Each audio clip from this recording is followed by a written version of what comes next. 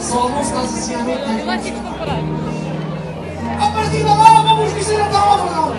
Mas acá aqui dentro, mas eu partilho com vocês como era o episódio de segundo mundo ao mundo. What a chance! Ela sempre, por ser motorizada elétrica agora. Sempre pela segurança. Portanto, senhoras e senhores, vamos entrelaçar o braço do companheiro. Entrelaçar o chão, entrelaçar o chão, o chão enfiado, o chão chegar, o chão motorizado. Agora entrelaça o braço, faz favor. Já entrelaçaram o braço? Isto chama-se alta segurança. Se alguém se roubar neste nível, pode estar descansado, fica 2 meses em casa a pôr o furo.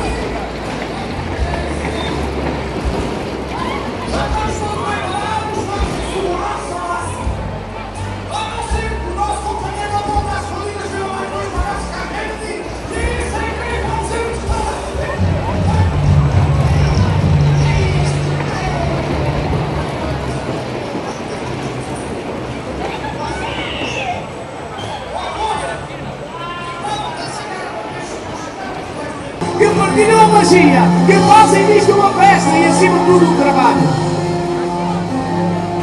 Senhoras e senhores, vamos pôr o braço em cima do ombro do amigo que está ao nosso lado. Põe o braço em cima do ombro do amigo do lado, põe lá.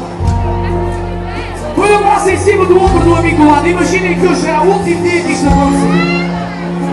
Se não o fizessem hoje, amanhã se iriam arrepender pelo resto das vossas vidas.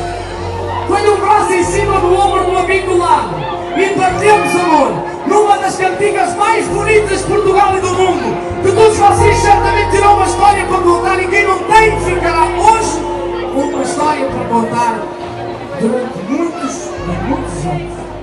E começa exatamente assim.